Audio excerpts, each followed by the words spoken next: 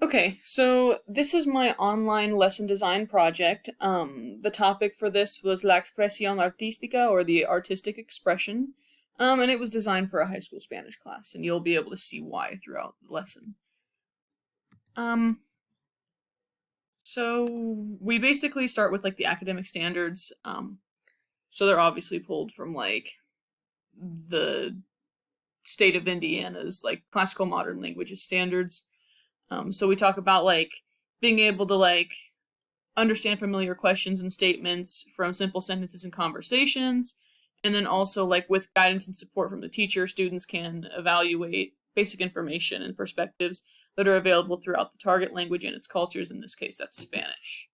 So then we have the learning objectives. So I kind of focus on some of those verbs that are really important. So create, students will construct an original piece of visual art, develop a description for it, and present it briefly, 1 to 2 minutes, and informally to their peers.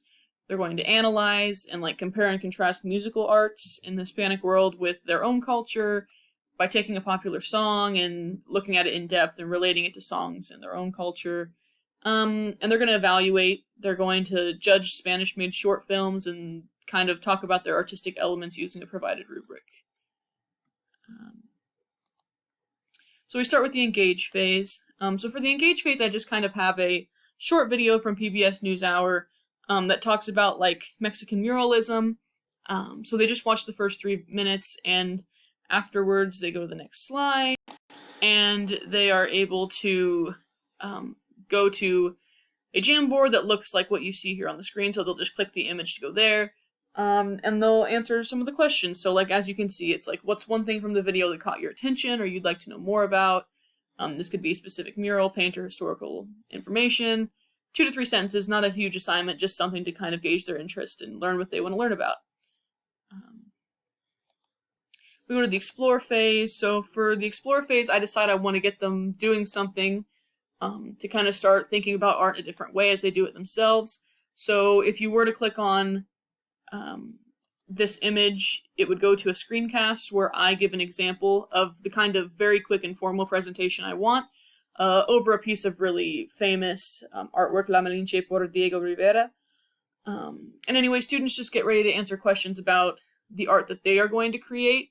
So they talk about their inspiration, their techniques, is there like a profound message, and what's your favorite part? So they're not difficult questions, they're just enough to kind of get them engaged and allow them to start to explore their own art. And then this little image will give them a 10-minute timer that they use to make their artwork. And then like, I know students always have questions with presentations about what do I need to do, what can't I do. So these steps just kind of tell them that to make sure it's really clear. And then also an example rubric of something I would use to grade them, so there's no confusion in how they're graded and what they need to do. Then we go into the explain phase. So for this phase, we start to talk about musical art, and we talk about the song El Perdón by Nicky Jam and Enrique Iglesias, which is a really popular song. We talk about the original version in Spanish and the second version that was made in English, and we kind of would watch both of these videos, and then afterwards students get an opportunity to discuss that.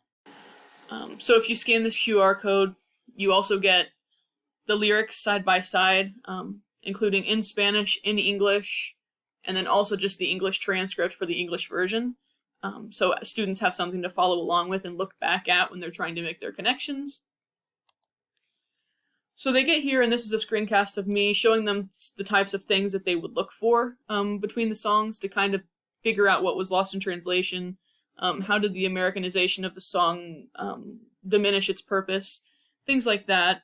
And then finally there's a Padlet where you have a couple questions here, and you kind of just answer them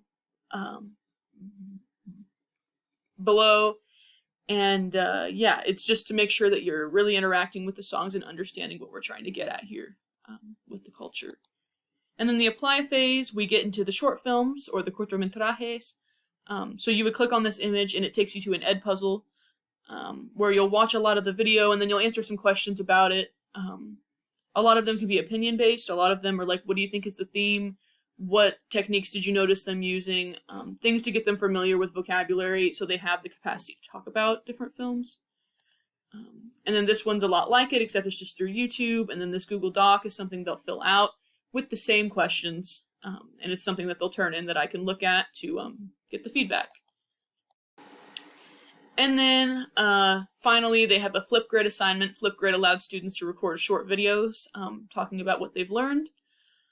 So they have the example to either use that, or they can create a 3-minute podcast discussing one of the short films. And that QR code will provide them to a Google Doc that gives them all the instructions and resources for that.